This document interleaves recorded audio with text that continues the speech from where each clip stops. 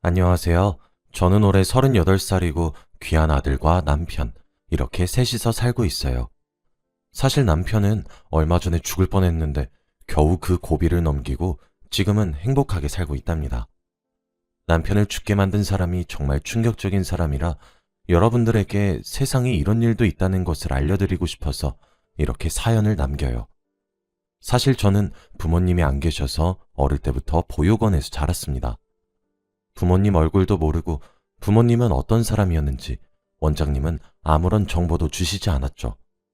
저는 보육원에서 정말 힘들게 자랐고 거기 계시는 선생님들과 원장님 모두 저에게 무관심했어서 저는 당장 그곳을 탈출하고 싶어 했어요. 제가 점점 커갈수록 보육원 원장님은 저에게 눈치를 주면서 에휴, 이제 중학생 됐으면 지 엄마 찾아서 나갈 것이지. 언제까지 여기 있겠다는 거야? 라고 아예 들으라는 식으로 대놓고 말하곤 했죠. 그리고 밥을 먹으러 식당에 가도 선생님들은 몸이 커지니까 밥을 너무 많이 먹네. 식비도 안 내면서. 알바라도 하던지. 라고 눈치를 주셨죠. 저는 보육원 사람들을 보고 저같이 소외된 아이들을 위로해주고 보듬어주는 보육원 원장님이 되는 꿈을 꾸었습니다. 이런 시설에서 살게 되는 아이들이 너무 불쌍했고 버려진 것이 어른들 탓인데 저희가 무슨 잘못이었다고 그렇게 막말을 내뱉는 걸까요? 아무튼 저는 그곳과는 상반되게 따뜻하고 상냥한 보육원 원장님이 되겠다는 마음을 가지고 악착같이 거기서 버텼습니다.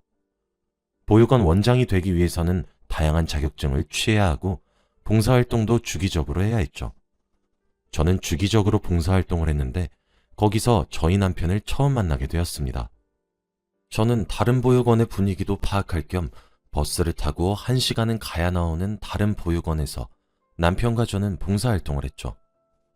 저는 아이들을 살갑게 대하면서 어린아이를 보살피는 그의 모습에 반했고 저는 어떻게든 그와 엮이고 싶었어요. 그런데 저는 너무 소심한 성격이라 어디서 먼저 말을 걸거나 연락을 할 수도 없었는데 하늘은 아직 저를 버리지 않았는지 그 사람이 저에게 먼저 연락이 왔더군요. 저는 그날 그 사람의 연락에 하루 종일 방방 뛰면서 날뛰었고 그렇게 서로 마음이 맞아 저희는 연애를 시작했죠. 그때는 28살이라 이미 전에 살던 보육원을 떠난 지 한참 오래되었고 아르바이트를 하며 작은 원룸에서 공부를 하면서 살고 있었어요.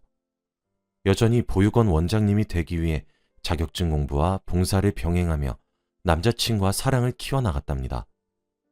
그렇게 연애를 총 2년을 했고 제가 30살이 되었을 때 남자친구는 저에게 청혼을 하였습니다. 그치만 저는 부모님도 없이 자라서 남자친구 부모님이 저를 좋아하시지 않을 것 같았죠. 남자친구는 집안의 첫째이고 남동생과 아버지 이렇게 계시고 남자 3명이서 살고 있었어요. 어머니는 일찍 돌아가셔서 어머니 얼굴도 모른다고 하네요. 남자친구 아버지는 시골에서 농사를 지으셨고 밭도 평수가 제법 넓고 그 일을 남자친구와 남자친구 남동생이 물려받을 생각이라고 했습니다. 저는 그와 결혼을 하기로 결정하고 처음으로 남자친구 가족한테 인사를 드리러 갔는데 왠지 모르게 남자친구는 아버지와 남동생과 전혀 닮지 않은 것 같았어요. 아버지와 남동생은 쌍꺼풀도 없으시고 까무잡잡한 피부에다가 키도 작으신 편인데 남자친구는 아예 정반대로 생겼었거든요. 진짜 부자관계라고 말 안 하면 남남이라고 생각할 정도? 아무도 가족이라고 믿지 않을 정도였습니다. 그래서 물어봤어요. 오빠는 왜 동생이랑 아버지랑 안 닮았어? 아, 아버지가 나는 어머니를 닮았대. 남자친구 나름 예쁘장하게 생겨서 아, 어머님이 많이 미인이셨나 보구나 했죠. 그런데 남자 셋이서 사는 집안이라 많이 칙칙하고 말수도 없을 것 같았는데 제 예상과는 다르게 정말 화목하고 대화가 끊기지도 않았어요. 서로 어찌나 할 말이 많은지 웃으면서 말을 주고받는데 저는 사실 부모님이 안 계셔서 그렇게 화목하고 단란한 가정은 처음 보았습니다. 한 번도 가족들이랑 식사를 한 적이 없어서 남자친구의 평범한 가족 같은 모습이 너무 부러웠죠. 저는 조용히 그 가족들의 대화 내용을 들으면서 밥을 먹고 있었는데 남자친구 아버지가 제게 인사를 건네셨어요. 아가, 우리 아들이 너한테 잘해주느냐? 우리 아들 바보 같아도 잘 부탁해. 우리 집에 너가 들어와서 얼마나 기쁜지 몰라. 처음으로 인사를 드리는 저에게 아가라고 칭하시며 많은 질문들과 좋은 말을 해주셨어요. 한 번도 이렇게 주목을 받은 적이 없던 제게 특별한 존재라고 각인시켜 주시니 정말 행복했고, 저도 이제 그 집안의 일원이 된 기분이었죠. 민서야, 나를 시아버지라고 생각하지 말고 친아빠라고 생각하고 편하게 여겨주면 좋겠다. 라고 말씀하시며 제 밥숟가락에 고기 반찬을 올려주셨어요. 저는 한 번도 느껴본 적 없는 아빠 같은 손길에 저도 모르게 눈물이 뚝뚝 흘렀고 우는 제 모습에 당황을 했죠. 민서야, 왜 그러냐? 내가 혹시 실수라도 한 거니? 아니야, 아버님. 너무 행복해서 그랬어요. 감사합니다. 부모 얼굴도 모르는 저를 며느리로 받아주신 것도 감사한데 가족처럼 대우해 주시니 꼭 이분들에게 만족스러운 며느리가 되겠다고 다짐했어요.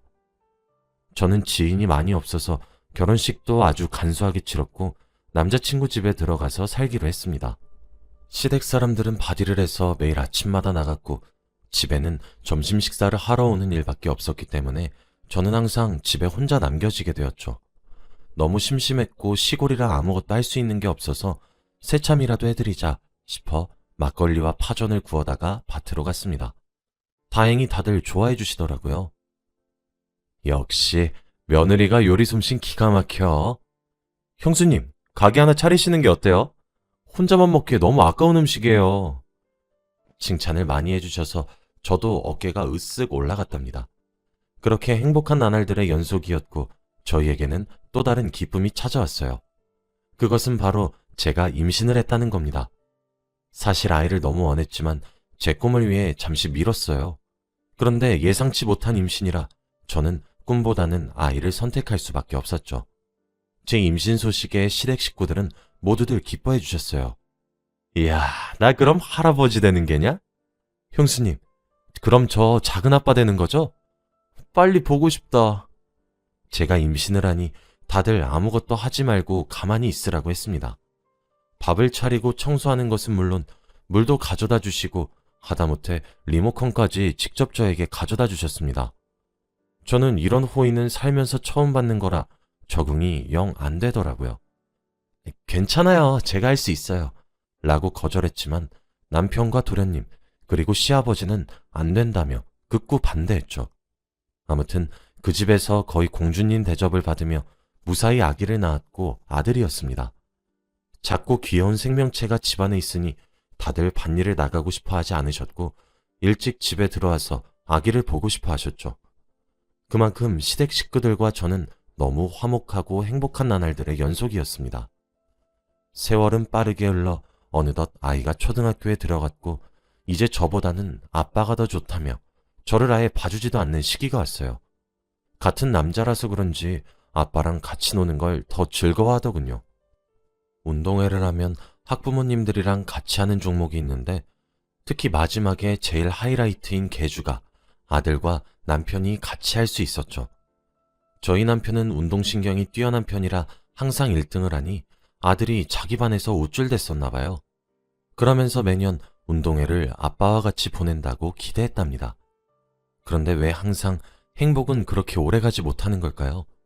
저는 여느 때와 다름없이 아이를 학교에 등교시키고 시댁 가족들은 바디를 하러 나갔죠.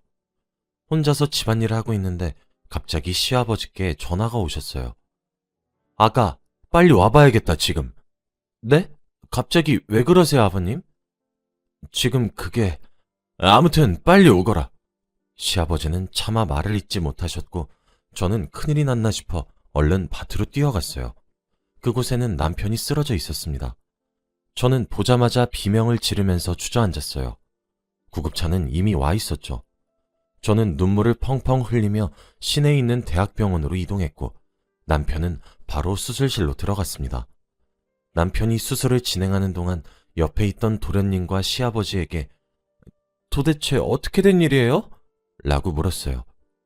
아니, 둘째가 걸음을 가지러 잠깐 간 사이에 그만 농기계에 머리를 다치고 말았단다. 남편은 농기계를 다루다가 실수로 머리가 끼이는 사고가 났고 결국 머리를 다치다 보니 하루아침에 식물인간이 되었습니다. 몇 시간 전까지만 해도 말도 잘하고 웃으면서 농사일을 하러 갔던 남편이 갑자기 이렇게 말도 못하고 저를 알아보지도 못하다니. 농기계를 다루다가 이렇게 됐으니 누구 탓도 할 수 없고 그저 다루지 못하는 기계를 맘대로 다룬 남편 탓을 했습니다. 병실에 누워있던 남편을 보고 있자니 너무 슬펐어요. 아, 왜 이걸 만져서 이 꼴이 됐어? 어? 왜 그랬어? 왜? 조심히 하라니까 왜 그랬어?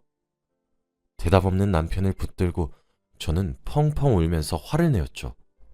의사들은 희망을 가지면 남편이 깨어날 수 있다고 했지만 식물인간 상태가 다시 깨어나는 경우는 너무 극소수이기 때문에 저는 믿지 않았습니다. 저는 정성껏 남편을 간호를 했고 틈만 나면 병원에 가서 남편과 함께 있었어요. 아들은 병실에 누워있는 남편의 모습을 보고 그 자리에서 펑펑 울었고 저는 아들을 안아주며 위로했어요. 괜찮아. 아빠 금방 일어날 거야. 라고 헛된 희망을 품게 했습니다. 부모로서 자식이 그렇게 서럽게 우는 모습을 볼 수 없었거든요. 남편의 병원비는 점점 쌓여갔고 돈은 부족해져 갔습니다. 시골이라 돈을 벌 수 있는 일은 한정적이어서 저는 있는 일 없는 일 총동원해가며 남편의 병원비를 마련했어요. 식당, 설거지, 화장실 청소 등 정말 돈이 되는 거면 뭐든지 했습니다. 이렇게 힘들게 돈을 벌고 있는 제 모습이 너무 안쓰러워 보였는지 도련님께서 저를 말리더군요. 형수님, 이제 일 그만하세요. 그럴 수 없어요. 남편 병원비가 산더미처럼 쌓여 있는데 제가 다 결제했어요. 앞으로 제가 형 병원비 낼 테니까 형수님은 간호만 열심히 해주세요. 네? 라고 하시는 게 아니겠어요? 저는 정말 놀랐고 눈물을 뚝뚝 흘리며 고맙다고 했고 도련님은 감사할 필요 없어요. 형 깨어나면 갚으셔야 합니다. 라고 하셨죠. 저는 너무 고마웠고 그렇게 남편의 간호에 집중할 수 있었어요. 아들은 평일에는 학교를 갔다가 주말이 되면 병원으로 와서는 저와 같이 간호를 도와주곤 했어요. 어느 날은 아빠 달리기 잘했는데 라고 말을 하더군요. 항상 운동에만 기대하면서 살았던 아들이 그렇게 말을 하니까 저는 심장이 무너지는 것 같았어요. 괜찮아. 아빠 곧 깨어나실 거야. 다시 예전처럼 달릴 수 있으니까 우리 희망 버리지 말자. 라고 위로했죠. 아들이 이렇게나 아빠를 그리워하니 너무 슬펐습니다. 옛날로 다시 돌아가고 싶었고 이건 꿈이 아닐까라며 혼자 생각도 많이 했어요. 그렇게 무려 2년이나 남편을 간호했습니다. 그런데 시간이 아무리 지나도 남편은 움직일 기미가 보이지 않았고 저는 계속되는 간호에 지칠 대로 지쳐서 남편의 죽음을 예측하고 있었답니다. 저는 평소처럼 집에서 남편이 있는 병원으로 가기 위해 준비를 하고 있었어요. 그런데 그때 급하게 남편 담당 간호사가 전화가 왔습니다. 지금 얼른 병원으로 오셔야 할 것 같아요. 라며 다급하게 말씀하셨고 저는 무슨 일이 생긴 것만 같아 택시를 타고 병원으로 급히 이동했어요. 그런데 이게 무슨 일인지 남편의 손가락이 미세하게 흔들리면서 눈꺼풀이 조금씩 움직이는 게 아니겠어요? 남편은 2년 만에 움직이기 시작했고 남편은 저를 보자마자 더듬거리며 겨우겨우 한마디를 했습니다. 아버지가 이랬어. 라고 말이에요. 저는 그게 무슨 뜻인지 생각을 했고 남편은 아버지가 내 머리를... 저는 남편의 말을 듣고 입을 틀어막았죠. 여보, 괜찮아. 말 너무 많이 했어. 그만 말해도 돼. 라고 하고 상황 파악을 하기 시작했습니다. 남편의 말에 의하면 농기계를 다루다가 사고로 다친 것이 아니라 시아버지가 의도적으로 남편을 이 지경으로 만들었다고 했죠. 저는 도저히 믿을 수 없는 사실에 어떻게 해결을 해야 하나 생각했습니다. 남편은 거짓말을 할 사람도 아니었고 저희 동네는 워낙 시골이라 CCTV도 없어서 증거를 찾을 수 없었거든요. 그리고 밭이라 사람들이 지나가지 않기 때문에 목격자를 찾을 수도 없는 마당이었고요. 저는 마음대로 남편 말만 듣고 함부로 시아버지에게 화를 낼 수도 없는 노릇이었습니다. 저는 무거운 마음을 가지고 집으로 돌아왔고 시아버지와 도련님은 저를 반갑게 맞아주셨죠. 남편이 움직이고 그런 말을 했다고는 일절 말을 하지 않았고 무엇보다 그런 말을 듣고 난 후부터 시아버지가 예전처럼 보이지 않았습니다. 저는 그렇게 마음의 짐을 안고 집안일도 하고 청소도 하고 있었죠. 몸이 바쁘면 생각 정리에 효과적일 것 같아서 미뤄왔던 창고 정리도 하기로 마음을 먹었어요. 저는 먼지 쌓인 창고를 정리하고 있는데 갑자기 탁상 밑에 천으로 뒤덮인 무언가가 있더군요. 저는 그것도 치우려고 들었어요. 그런데 감싸고 있던 헝겊은 빨갛게 물들어 있었습니다. 그것은 남편의 말을 뒷받침하는 중요한 증거였어요. 저는 그것을 보자마자 비명을 질렀고 그때는 다행히 도련님과 시아버지가 밭에 있어서 집에는 저 혼자였어요. 저는 바로 그 증거품을 가지고 시내에 있는 경찰서로 향했고 신고 접수를 했습니다. 다행히 손잡이에 있는 지문이 시아버지라고 나왔고 피도 남편의 피가 맞았습니다. 네, 그렇게 시아버지의 범행 혐의가 인정이 된 것이죠. 저는 끝까지 아는 체 하지 않았고 평소처럼 행동을 하며 시아버지를 신고한 티를 내지 않았어요. 왜냐면 사람을 죽이려고 한 사람인데 제가 신고한 사실을 알면 시아버지가 저에게 어떤 짓을 하실지 너무 무서웠거든요. 저는 평소처럼 집안일을 하고 있었고 경찰이 저희 집에 들이닥쳐 시아버지를 체포해 갔습니다. 도련님은 당황을 하며 저기요, 저희 아버지를 왜 데려가요? 라고 소리를 쳤죠. 저는 그런 도련님에게 무슨 일인지 설명을 했고 그 자리에서 도련님은 기절했습니다. 너무 충격적이었나 봐요. 그렇게 경찰서로 가게 된 시아버지는 조사를 받게 됐어요. 조사 과정에서 알게 된 사실은 정말 충격적이었습니다. 시아버지가 자신의 자식을 죽이려고 한 이유가 바로 돈 때문이었다는 것을 알게 되었거든요. 시아버지의 말에 의하면 시아버지와 돌아가신 시어머니는 재혼을 하신 거였다고 해요.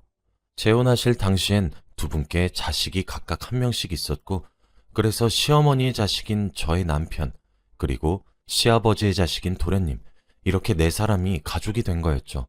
결론적으로 제 남편은 시아버지의 친아들이 아니었던 겁니다. 그런데 시어머니가 돌아가시게 되자 두 아들을 키우기 벅차하셨고 시어머니가 남편에게 해놓은 사망보험금을 노리고 계셨던 거죠. 물론 도련님과 남편은 그런 일을 전혀 몰랐고 둘이 친형제가 아닌 것도 전혀 몰랐어요. 그렇게 남편 앞으로 된 보험금을 노렸지만 결국은 마음대로 되지 않았고 식물인간 상태가 되었던 거죠. 시아버지는 남편을 어떻게든 처리하려고 했지만 제가 하루 종일 남편의 옆에 붙어서 간호를 하고 있으니 그럴 틈이 없었다고 합니다. 워낙 친절하고 다정했던 시아버지에게 그런 면이 있었는지 전혀 몰랐고 돈에 미쳐서 어떻게 그런 일까지 계획하는지 그리고 눈 하나 깜빡하지 않고 저에게 새빨간 거짓말을 치다니 시아버지는 결국 법의 심판을 받게 되었습니다. 오랜 기간 끝에 시아버지는 감옥으로 들어가셨고 도련님도 시아버지와 아예 인연을 끊고 살고 있습니다. 남편은 그 뒤로 조금씩 몸이 많이 좋아져서 어느 정도 희망이 보인다고 의사 선생님께서 말씀하셨어요. 저와 아들은 같이 남편을 간호하는데 힘쓰고 있습니다. 하루는 도련님이 그러시더군요. 형수님, 제가 정말 죄송해요. 저는 전혀 몰랐어요. 알아요, 도련님. 도련님이 무슨 잘못이 있겠어요. 이제 도련님 인생 사세요. 형수님, 제가 드릴 건 없고 이거 받아주세요. 저희 아버지를 용서해달라고 드리는 것은 아니에요. 너무 죄송하고 아버지의 아들로서 이렇게라도 해야 될 것 같아서. 도련님이 제게 준 그 통장 안에는 거액이 들어있었어요. 도련님, 이 돈 어디서 나셨어요?